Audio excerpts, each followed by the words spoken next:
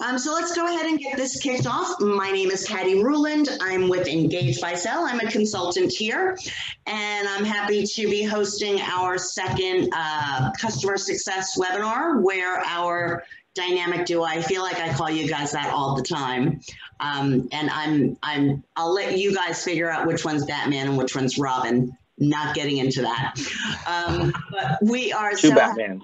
We're so happy you're able to join us today. All of you on the call probably have spoken to Fred or Casey at some point. You know they're a great resource. Always and continue to feel free to reach out to them with any questions, concerns, issues, problems, anything you might need from them. So just going over some of the topics we're going to cover today. Basic stuff, how to upload an icon. Some of our clients have been with us a while, and if they're using a mobile app as part of their package, they might have started off using our bar or linear type platform. More and more clients are moving towards a little icon based. So we'll show you how to upload an icon, and if you want to change over your format, how easy it is to do. For our nonprofits and folks who do fundraising, we'll talk about the benefits of our screencast thermometer. Another topic that we're going to discuss is how to use a text messaging opt-in widget, and is it right for your organization? So if you're using our service for your employees and you've uploaded a list to our system to text out to them, an opt-in widget might not be necessary, but if you're looking to add subscribers to your list for fundraising events or tourism, visitor services, and so forth, an opt-in widget might be advantageous for you. We're going to talk about how to create a survey using our mobile app. And then finally, we've done a little enhancement or a new feature on our audio guide that enables it to be a little more multimedia, and we'll talk about that. And then finally, we're just going to open it up to any questions you might have or topics you want to discuss. So let's go ahead and get it started. Let's talk about how you upload an icon to your mobile app. Casey, do you want to kind of talk people through it? Yeah, absolutely. So thanks, Patty. Flip over here. The icon is for any organizations that have the mobile web component. This does not apply to a mobile donate account or just a straight texting account. It's simply the mobile web account. So that could be for visitors of a museum or an outdoor venue, or this could be a training organization, and this is an internal application that you guys provide your team members. But when you went through training with Fred, you may have seen that there are kind of a variety of different templates to choose from. Patty mentioned the bar navigation. That's usually the one that we start you out with before it's kind of the training wheels of learning how to add content to the site, where the look and feel of the site is not as much of a priority, more of how to get content on the site. How do you add the text? How do you build quizzes and surveys, which we'll touch on later as well. But as you can see, there are different options in terms of different styles of templates. The different templates change a little bit. You can hop between template to template and not lose any content. So if you click on one, don't worry that it's going to totally change it. It's just how it looks now, but you can always go back to other templates. But the building out of icons allows the look and feel to really look like an app that you would access on your phone that maybe is a native app that's downloaded to your phone. But we see the value in mobile web apps. So they're basically just a web page, but they look like an app. So it can help the navigation, kind of the user interface and user experience of how to navigate throughout the site. And we all know when something looks good, people are more likely to kind of engage with it. So as you can see on this site that Patty's showing, some of her categories and pages already have icons attached to them. So an icon is really just an image. So we do have a little bit of an image gallery. Most organizations choose to have their design team, or if they know how to play around with it, you essentially just upload an image. So As Patty's seeing, on each page and category, there's a little up arrow that she clicked, and that's how you actually upload an icon. So click on that. If you hover over it, it'll tell you that as well.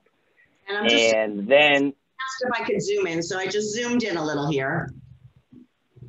And here is the up icon that Casey was talking about, the upload icon. Perfect. So you upload it, and then if you've already created these files yourself, you'll go to upload your image, and we recommend about 160 pixels. A square image typically works well in terms of the file size, but it can be shaped as a circle, and I believe it can be a JPEG or a PNG, or even a GIF image, or GIF. I never know which is the right way to say it. So you just find that file, upload it, and it'll show a little preview of what it looks like on the right-hand side, and then you just save that icon. You can make a little bit larger icons for tablets that you can see down below. But then if you do not include the language of the name of the title within the image itself, you do have an option, as Patty just highlighted, for our system to add kind of a title for that particular page and category that the user will see. And then you just save it, and it'll automatically update on the right-hand side. And you can see that there's now an icon in that particular section. And this is great because if you're like me, I like small words and big pictures. So there are some universally recognized symbols that people will understand, that they could just tap on it. This is also great if you do things in multiple languages, or you're, engaging with a multilingual community. Certain icons or certain images are pretty self-explanatory. So that's how you would add an icon. Any questions, feel free to enter it in the chat window. Eileen, I did see your note, so I did try to make it a little bit bigger. And let's go on to the next topic. So Fred, do you want to talk about our screencast thermometer and some of the benefits of it, how to use it, and so forth? Definitely. Yeah, so our screencast is what we just call our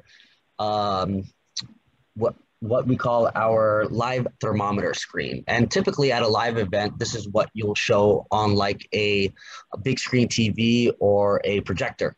And it'll display donors' names, their donation amounts, as well as a thermometer that rises in real time. And you can also now use it on pre-recorded events or virtual events, because we do offer a widget code that you will be able to give to your web designer who can actually embed it onto your website. But yeah, so with a screencast, it really helps motivate and engage with your guests, because everyone loves, seeing their names in places, and it gets the kind of the competition going with all of the guests. Seeing their tables or friends' names on the board, they also want to participate. So with the screencast, you can have some controls over the designs. Just like the mobile website, we do offer different templates for the look of the screencast. So if you have access to this, you can scroll all the way to the bottom and view all of the different templates. Some templates you could upload a background image to, and some you can just have different background colors. But you do also have different options as far as settings, like so you can see there, you can upload your logo and background image. And you do have different settings where you can adjust your goal for the campaign, specific campaign. You can add in descriptions. You can show the goal or show the thermometer, but maybe hide all of the donors' names or donation amounts or any of those combinations. So a lot of different options to choose from. And the names will just scroll automatically, so that people will see their names, throughout the event.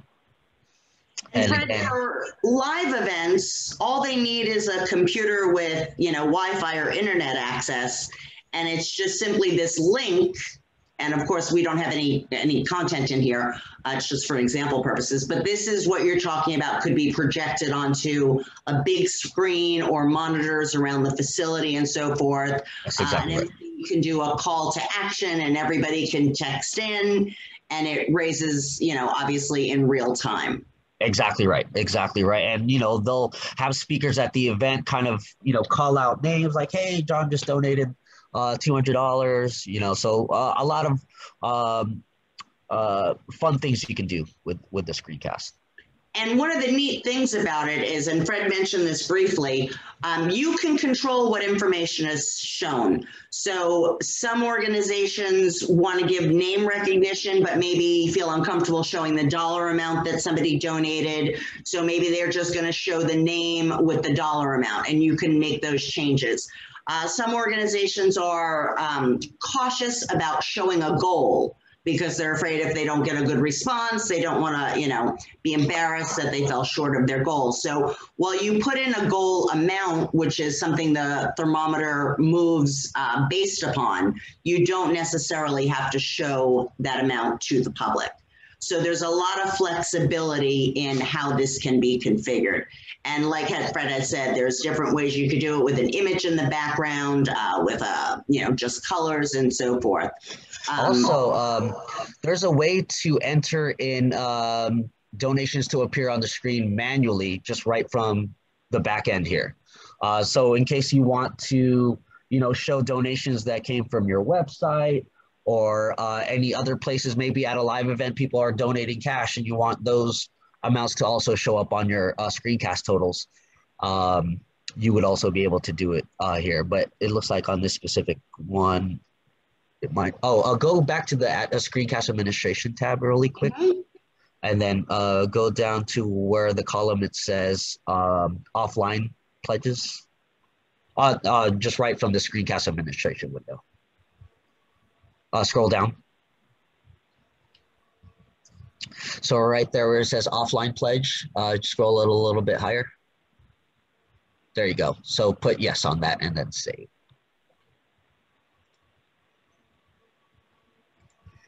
So yeah, so that's, there will be a button under the active campaign controls tab where you can, at the top right, just enter in a name and an amount, and then that will automatically appear on the screen. So great way to also include donations coming from other places. Right, so if we collected, some organizations will add their ticket sales or their corporate sponsorships and donations and so forth. Or matches. So I was just very generous and donated $5,000. So if I pop back over to here and I pull up that thermometer again, it's going to show that I donated that $5,000. And Fred, this has been really impactful even during people's virtual and streaming events also. Yes. And a lot of organizations have included a QR code that goes to their, donation page or initiates their texts, and included the QR code on their logo. So then for a virtual event, they'll just let people know to text their keyword to the number or scan the QR code, since people will be looking at it on their computer. So Absolutely. That's organizations have said that was helpful. Yeah, QR codes seem to be making a really big comeback, which is great. We include QR codes in many of our services. And like I said, we'll talk, I think our last topic is about QR codes in our audio guides. So the QR code is alive and well at Engage by Cell. So let me jump back to our presentation. The next topic is, and like I mentioned, having a web widget or a text opt-in widget. Do you want to talk a little bit about when somebody would use that and why, or what the advantages are and how easy it is to set up? Yeah, definitely. So, the two most common ways that people have or organizations have gotten subscribers into a list is, either uploading them from an Excel file from their database of contacts, or using keywords, having their end users text in keywords to get into a list. But another way is creating or embedding a web widget on their own website. And it just gives another option for people to get into a list. And if you're getting a lot of traffic on your website, why not have the ability to receive text updates from signing up right from your website. And very, very easy to set up. It would just be under the I think demo main. Is this yeah, go under text messaging. Mm-hmm. And then you can see on the bottom half of the left menu, web opt-in. Yeah, so you can actually design the web widget to be as complex or as simple as you like. So you can add in a logo, add in descriptions. You can decide what information you would like to collect from the subscriber. First name, last name, phone number.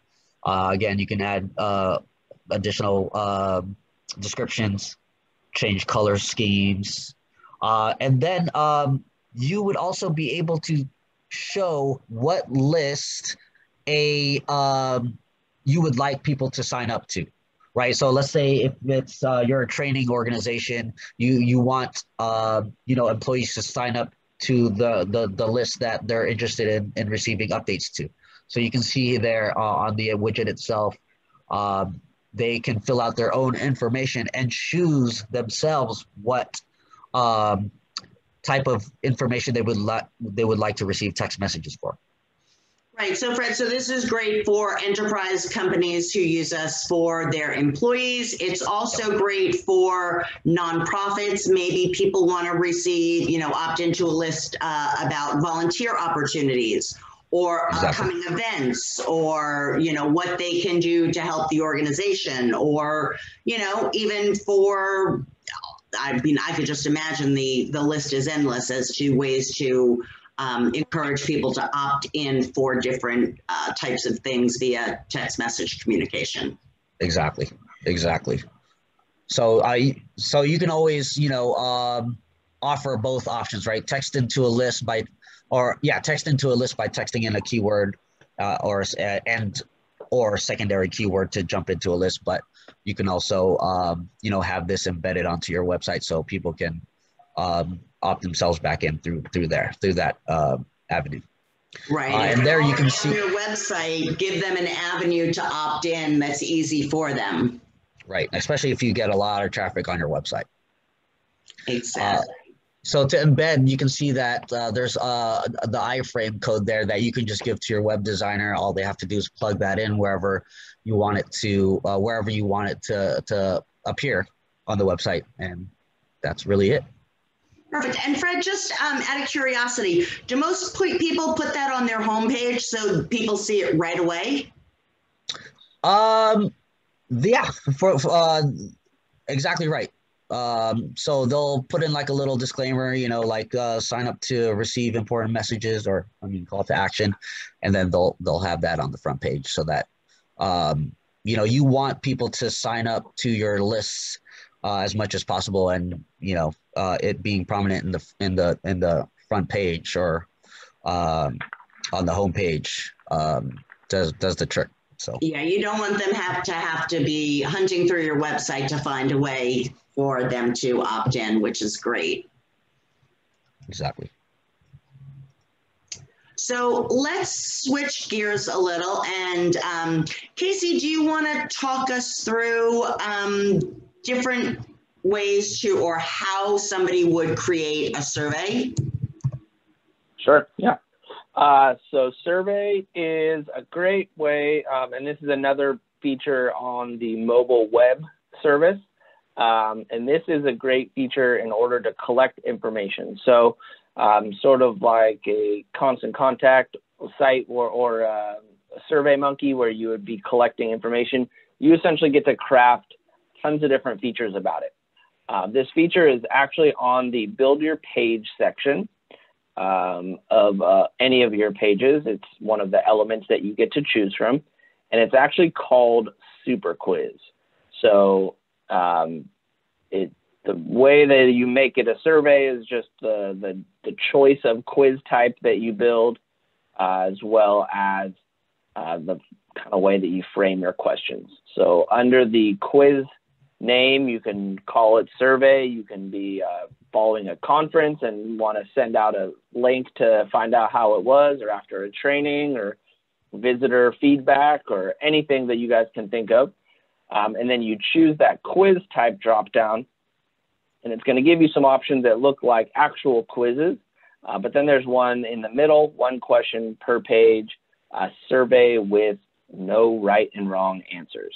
So that's what makes something a survey versus a quiz, is there's no correct answer. You're just trying to get information from them. All of the other options that Patty is showing are kind of up to you guys, based on like confirmation emails that you guys can receive when somebody completes it. There's also a form option. If you click that, gives you the ability to choose options of users to give them their name. That's dependent on the type of survey that you're doing. A lot of people like anonymous surveys. Some people would rather know who it's from. You can also give them the option to complete it and just not make it a requirement. If you set it as a requirement, they cannot actually move to the survey without completing that form ahead of time. Then under the quiz options, if you save that, you'll go to the quiz. Even though it's a survey, it says quiz. You'll add question, and then your type of question is where you'll kind of frame it. So typically with a quiz or a survey, a yes or no or a true or false would be good. There is the option for a scale, which is a super common one. So rate this from 1 to 5 or 1 to 10. Or you can even do a custom scale. For some reason, if you like 1 through 7, then you can do 1 through 7. So you can adjust the different ways that people do, and then what's low and what's high. Maybe you're going low is good, high is bad, then you swap those. But you have all the different options of different questions, however many questions you want. You could do a quick 5 survey. You could do 100 surveys. So completely up to you guys. And then there's also multiple choice drop down. Any of those are kind of applicable. Yeah, and we just did a quick example here. Let me just close this out and jump back to here, the one that we just added the icon to. So here's a basic example. You can capture the date of visit. Here's an example of a rating scale. How many people were in a specific group? What did you, what sections did you visit today? How did they hear about you? Did anybody make your visit special? So true, false, yes, no, multiple choice, multiple answers, or fields where they just fill in, free form fields. So it really covers pretty much the gamut of types of questions that you could ask. And then with every quiz and survey and most of the engagement elements, or actually all the engagement elements on our service, there's a report associated with it. And these are kind of quickly accessed by that view report button. If you go back, Patty, you can get there quicker. Oh, yeah. But the report has the ability to either be seen by the question or by the user. So if you wanted to know how Fred experienced it, you could see all of the answers to his survey. But if you wanted to find out just the question of how was your visit and get all of the results to that specific number 2 question, you could view the report in that way as well. So a couple different options, by question or by user. And there it is by question, and here it is by user. So by question, it'll give you a pie chart of what people have answered. And if you're doing it by user, then it will give you the individual answers that they've provided. Any questions before we go on about surveys? Feel free to throw it in the chat window, and we'll hopefully get that addressed quickly. And let's move on to one of our newest features, accessing our audio tours via QR code. So do you guys want Perfect. So, easy? Yeah, I can take this one as well. Yeah, so this is a new kind of enhancement to one of our oldest services. It's actually, audio tour is what our company was founded on, the ability for users to dial in and listen to pre-recorded content. And that's kind of where it was. It was a simple audio tour, and we've kind of advanced from there to all the stuff that we've shown you today. But with the audio tour, we've kind of enhanced it with a QR code option that now makes it kind of a full multimedia experience. So if you were to scan this QR code, and if anyone on the call today is familiar with QR codes, they've made a comeback with the pandemic with kind of contactless menus and making donations, and many of our services have QR codes associated to them. But if you scan the QR code, it will then give you an option to listen to the audio directly from the speakers on your phone. It will allow for an image, a description, and a title. So if you were at an art gallery or an outdoor experience and you scan the QR code outside of just audio, which is part of the standard audio tour, you would just hold the receiver up to your head or listen with earbuds and just hear the recording. You can now see something associated to it and read something about it. So this could be for accessible art, so helping anybody in the community that may be deaf or have like difficulties accessing content. You could have a transcript of the audio recording as part of it, but just the ability to add an image makes it a little bit more of an enhanced experience. Right. So this, and Casey touched upon it, it's great for visitors with low vision or hearing impairments. If anybody has their cell phone within arm's reach, feel free to go ahead and grab it and hold it up to the screen. Scan that QR code. It is live. And I do this all the time, and everybody says nobody can ever see it, but I still do it.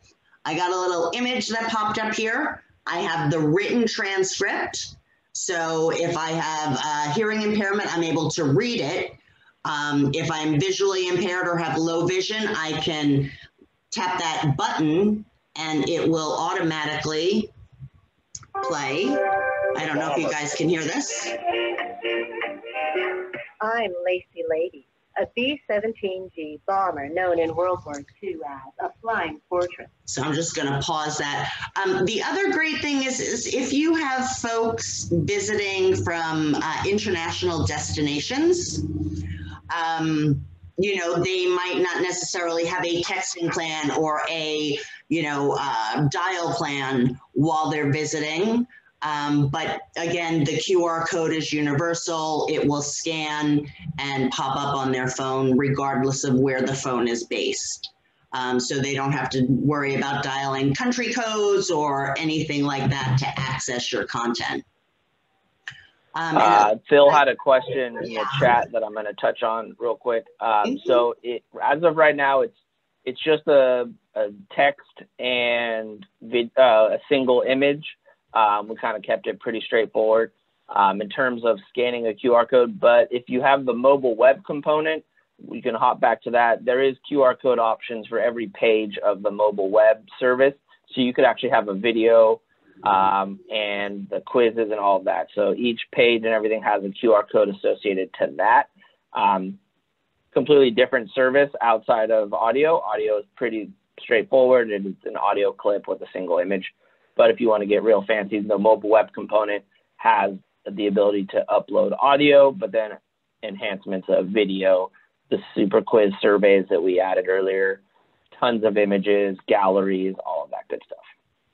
A neat little photo feature where visitors or employees or participants can share their own photos that they've taken and so forth. One more question, an app popped up as well when I scanned Would an ad come up when I use a QR too? Small ad at the bottom of the screen. Was that on this site here that I just pointed out? Or was that on the audio one? Oh, just on this one. So this is my demo account. I will say this, you never know what you're gonna find in my demo account. We don't have any ads on our audio QR code or our mobile web standard. So if anything popped up, it's either from a demo account or maybe the QR code scanner app that is on someone's phone has some sponsorship stuff, but we don't do any ads. And Eileen mentioned she didn't get the ad. It could have just been something that popped up on your phone, not necessarily as part of our platform. I will say this, though. We do work with some cultural venues, museums, zoos, and aquariums, and so forth, that will put banner ads at the bottom for their sponsors. So a neat way to get funding for the service is working with local businesses and so forth to sponsor this type of service for your organization. And then we can put a little banner ad at the bottom or something like that. So again, just something to think about. So let's take about 2 or 3 minutes. If you guys have any questions, feel free to throw it in the chat window. Want to remind you again about our referral program. If you refer an organization to us and they sign up, we want to reward you with up to a $500 gift card. If you're at an organization where you're not permitted to accept a gift, we'd be happy to make a donation to your favorite, nonprofit or charity. So let's go ahead and wrap this up for the day. Fred and Casey's email is at the bottom of their screen here, but I'm sure most of you have talked with them in the past or have connected with them in some way or another. Again, we decided to start doing these because we wanted to make sure you knew of the latest and greatest and maybe think about different ways you haven't been using our services in the past. So, and looks like Eileen would like to refer an organization. Eileen, I will reach out to you and get some information from you. If anybody else has any questions, feel free to reach out to us. Again, this session has been recorded and we will go ahead and host it on the back end under the frequently asked questions. And we hope everybody has a great day. So thanks for joining. Thanks, everybody. Thank you. Bye-bye. Take care.